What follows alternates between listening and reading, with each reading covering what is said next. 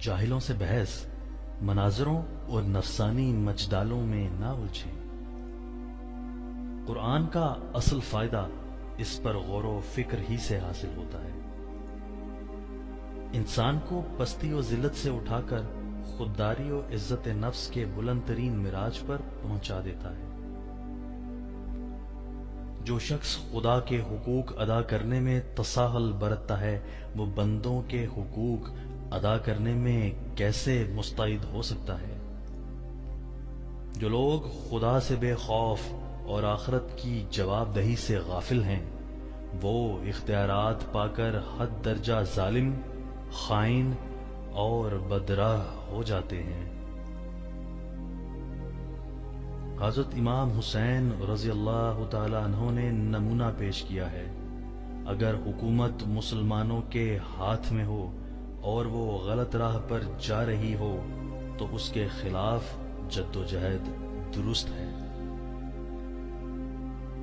آدمی کی سب سے بڑی ذلت یہ ہے کہ وہ باطن کو طاقتور دیکھ کر اس کی غلامی قبول کرنے کے لیے آمادہ ہو جائے۔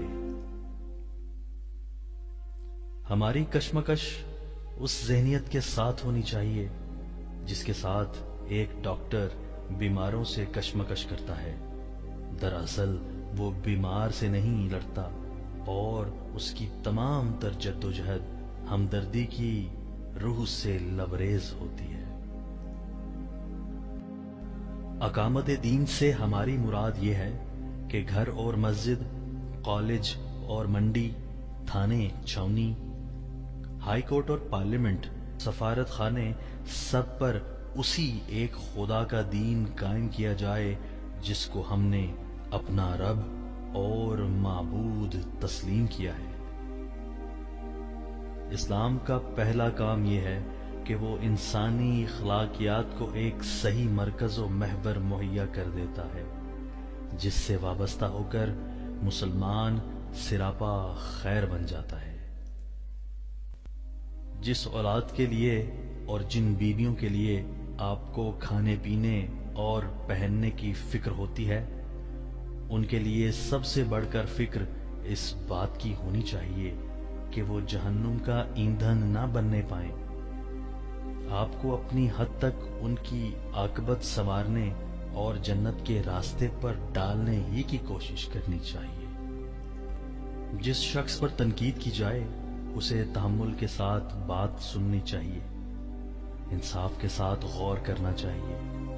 جو بات حق ہو اسے سیدھی طرح مان لینا چاہیے اور جو بات غلط ہو اس کی بدلیل کر دینی چاہیے۔ تنقید سن کر طیش میں آنا غرور نفس کی علامت ہے۔ برادران گرامی، آپ روزی کمانے کے لیے نکلتے ہیں۔ اس کام میں بہت سے مواقع ایسے ہوتے ہیں جن میں حرام کا مال کافی آسانی کے ساتھ آپ کو مل سکتا ہے۔ اگر آپ نے خدا سے ڈر کر وہ مال نہ دیا اور صرف حلال کی روٹی کما کر لائے تو جتنا وقت آپ نے روٹی کمانے میں صرف کیا یہ سب عبادت ہے۔ اس سب پر آپ اجر و ثواب کمانے کے مستحق ہو گئے۔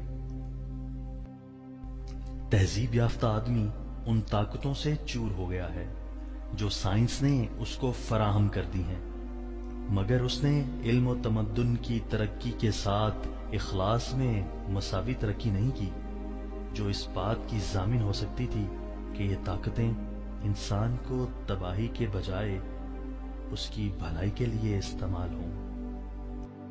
حق کی دعوت کو اپنی زندگی کے آخری سانس تک پیش کرتے چلے جانا ہی ایک حق پرست انسان کی اصل کامیابی ہے۔ اسلام کے مضبوط اخلاقی نظام کی بندشیں ڈھیلی کرنے اور نفوس کو قانون شکنی سے لذت آشنا کر دینے کے بعد آپ اس سلسلہ کو اس حد تک پرو کے رکھیں گے جس کو آپ نے خالی از مضر سمجھ رکھا ہے۔ اصل تبلیغ یہ ہے کہ آپ اپنی دعوت کا مجسم ظہور نمونہ ہو۔ جہاں کہیں لوگوں کو نگاہوں سے یہ نمونہ گزر جائے وہ آپ کے طرز عمل سے پہچان لیں کہ یہ ہیں خدا کی راہ کے راہی۔ شریعت کے علم کا ذریعہ ہمارے نزدیک صرف قرآن پاک نہیں ہے، بلکہ حدیث رسول صلی اللہ علیہ وآلہ وسلم بھی ہے۔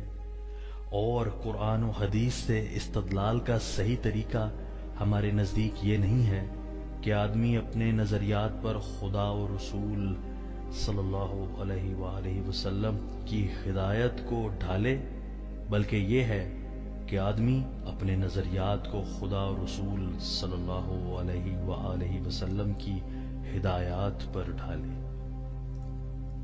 اب اسلامی احکام کی پابندی کو ملایت سے تعبیر کیا جاتا ہے، اور ملایت ہمارے نئے زمانے کی اصطلاح میں تنگ نظری، تاریخ خیالی، جہالت، دقیانوسیت اور بے عقلی کے سب سے زیادہ شدید مرکب کا نام ہے۔ اسلام کا مسلم حکمرانوں سے یہ تقاضا ہے کہ اقتدار کو خدا کی امانت سمجھو اور اس یقین کے ساتھ اسے استعمال کرو کہ اس امانت کا پورا حساب تمہیں اپنے خدا کو دینا ہے۔ خدا کا دین اس سے بہت بالاتر ہے کہ اسے خدا کے باغیوں کے سامنے معذرت پیش کرنے کے لیے کوئی حاجت ہو۔ کسی انسانی معاشرے کا اخلاقی زوال در حقیقت اس معاشرے کا نقصان نہیں، بلکہ پوری انسانیت کا نقصان ہے۔ اس بیمار معاشرے کا المیہ یہ بھی ہے کہ یہاں سب کو اپنی دنیا اور دوسروں کی آخرت کی فکر ہے۔ کم از کم اتنا علم ہر مسلمان بچے، بوڑھے اور جوان کو حاصل ہونا چاہیے کہ قرآن جس مقصد کے لیے تعلیم لے کر آیا ہے اس کا لب لباب جان لے۔ جس دل میں اللہ کی محبت کا شوق بھڑک اٹھا ہو، اس میں پھر نیک ہی نیک خیال آنا شروع ہو جاتے ہیں۔ اسلام دین و سیاست میں کسی تفریق کا روادار نہیں، وہ ہماری زندگی کو خدا کے قانون کے تابع کرنا چاہتا ہے۔ مجھے حق کے غلبے کا اتنا یقین ہے جتنا کل سورج کے طلوع ہونے کا۔